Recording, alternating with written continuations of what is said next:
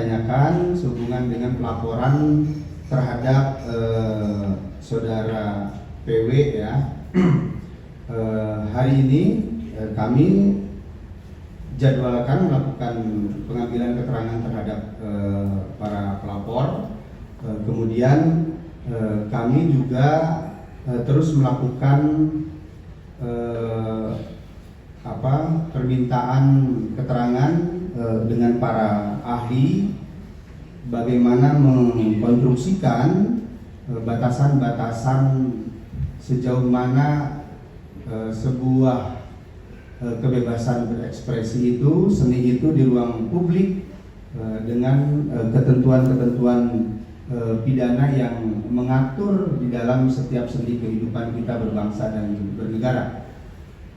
Itu terus kami lakukan juga sehingga kami bisa menjaga profesionalitas, proporsionalitas, dan keberimbangan untuk menghadirkan rasa aman. Begitupun juga menghadirkan kepastian bahwa kebebasan berekspresi ini atau ruang seni ini juga menjadi sebuah ruang seni yang beradab. Tadi disampaikan atau ditanyakan sehubungan dengan alat bukti yang disampaikan, tentunya selain yang dibawa atau yang disampaikan oleh pelapor, kami penyidik juga terus melakukan upaya untuk pengumpulan alat bukti yang lain, dan kami pastikan proses penegakan hukum yang dilakukan tentunya akan transparan dan berimbang. Terima kasih. Ya, silakan. Sudah ada rencana PW sendiri untuk dipanggil, Pak? Semua yang berkaitan dengan peristiwa hukum akan kami mintakan keterangan. Ya, artinya gini Mbak, saat sekarang penyidik masih memprioritaskan mengundang klarifikasi pihak pelapor terdahulu.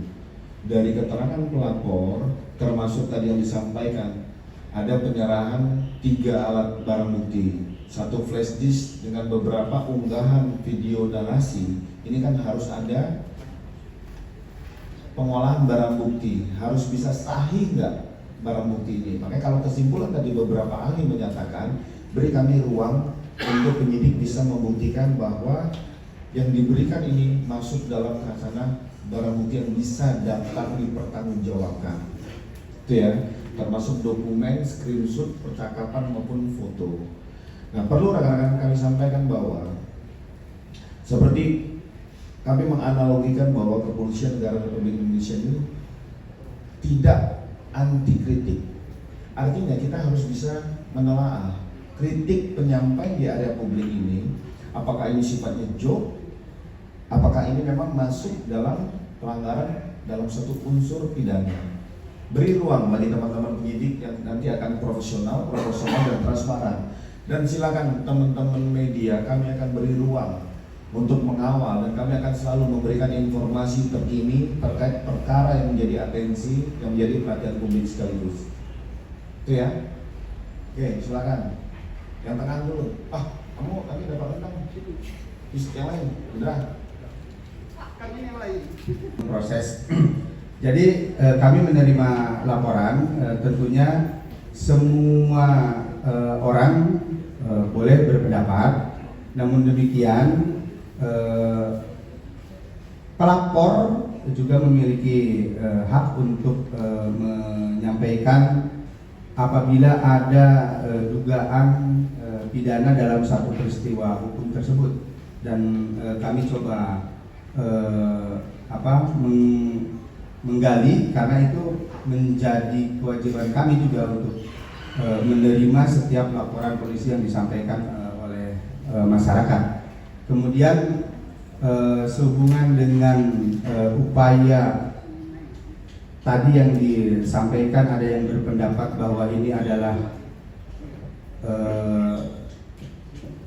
kebebasan berekspresi atau ada ancaman kebebasan berekspresi atau dunia seni.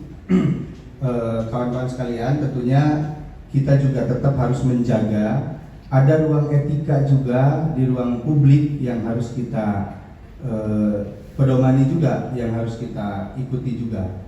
Nah, ini juga tetap kami mintakan keterangan dari para ahli apakah yang dimaksud dengan kebebasan berekspresi itu kaitannya dengan etika dan norma kaidah yang diatur dalam undang-undang kita, kemudian apakah produk seni itu atau hasil dari kegiatan yang dianggap sebagai sebuah produk seni, ini juga bagaimana dengan hubungannya kaidah, etika, dan norma di ruang publik, sehingga kebebasan dan seni yang berkembang kita bisa jaga kebebasan dan perkembangannya,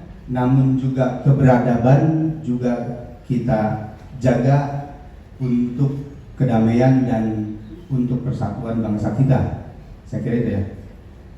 Terus ya Mbak Yona ya, untuk Warakas saya sampaikan. Mbaknya baca juga itu, jadi